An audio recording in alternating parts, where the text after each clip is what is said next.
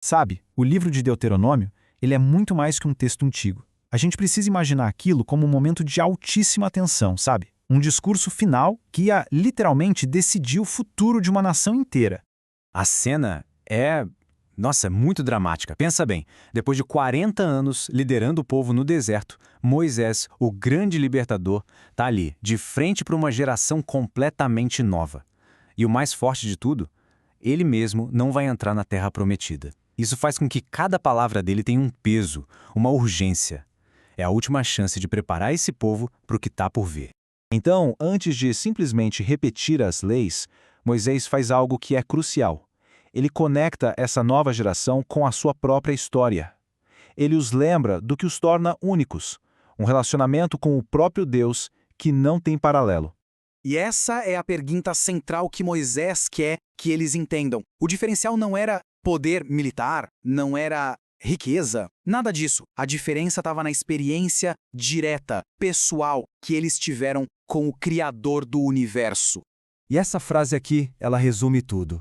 Nenhum outro povo viveu isso. Lá no Monte Horebe, que é o mesmo Sinai, eles não viram só uma montanha pegando fogo. Eles ouviram a voz de Deus falando diretamente do meio das chamas e sobreviveram.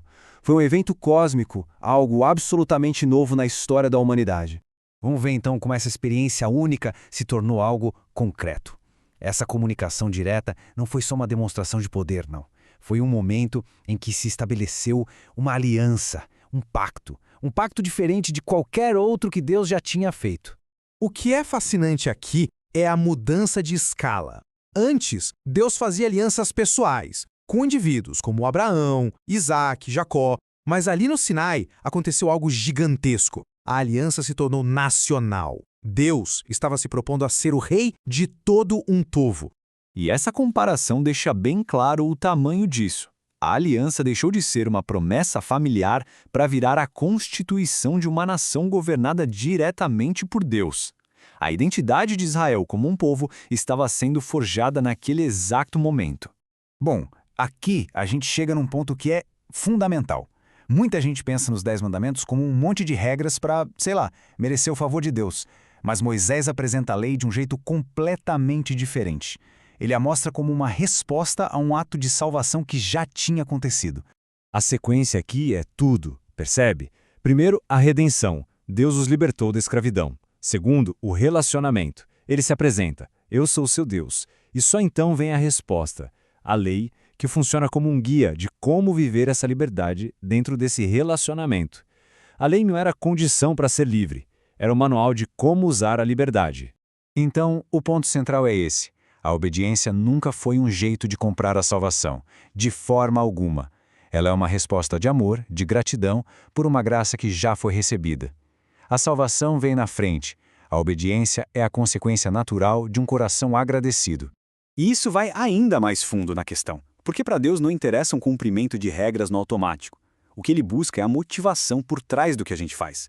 Uma obediência que é forçada, sem amor, é só uma tentativa de se auto-justificar, e isso não tem valor. O que importa de verdade é o coração. E isso nos leva direto ao clímax do discurso de Moisés, o ponto em que toda a lei, todos os estatutos, todos os mandamentos são resumidos em um único princípio central. O Shema, essa palavra que significa ouve, virou a grande confissão de fé de Israel. E não é só um ouvir passivo, sabe? É ouvir com atenção para entender e para obedecer. É a declaração diária de lealdade e de amor. E essas são as palavras que são coração de tudo. É o resumo da lei inteira. Primeiro, a ideia radical de um Deus único, um só Senhor. E depois a resposta a essa verdade, um amor total que envolve cada pedacinho do nosso ser. Todo o resto da lei flui daqui. Mas, com um relacionamento tão profundo, também vem um grande perigo. E Moisés sabia disso. Ele sabia que a maior ameaça para a aliança não seriam os exércitos inimigos, mas algo que viria de dentro, o perigo de esquecer. Esquecer de onde vieram, de quem os salvou, especialmente nos tempos de fartura e prosperidade. Para combater esse perigo, as instruções foram bem radicais. Israel devia se separar completamente das práticas dos cananeus. Nada de alianças políticas, nada de casamentos mistos, nenhuma tolerância com a adoração de outros deuses. A ordem era para uma purificação total. E isso, claro, levanta uma questão importante. Por que essa postura tão severa? Olhando com os olhos de hoje, pode parecer intolerante, mas existia uma razão muito específica por trás disso. O ponto central não era uma questão de etnia, de raça.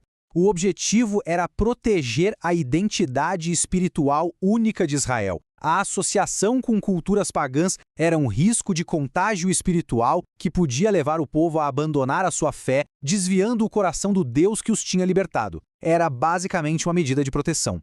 Isso tudo nos traz até os dias de hoje, porque, embora o contexto seja antigo, os princípios de Deuteronômio sobre lealdade, sobre o coração, sobre idolatria, eles são atemporais e falam diretamente com a nossa realidade. A idolatria hoje em dia raramente tem a ver com estátuas de madeira ou pedra. Como esse comentário aponta, um ídolo é qualquer coisa que toma o primeiro lugar na vida de alguém, o lugar que pertence a Deus. Pode ser poder, dinheiro, popularidade, a carreira, qualquer coisa que se torne o centro da nossa devoção. E assim, a mensagem de Deuteronômio ecoa até hoje, deixando essa pergunta no ar para a gente refletir. O discurso de Moisés foi um chamado para ir além das aparências, além das posses dos rituais. Foi um apelo por uma fé sincera, uma fé que nasce no coração, uma lealdade que vem do amor e da gratidão. E essa é uma escolha que cada geração, sem exceção, precisa fazer por si mesma.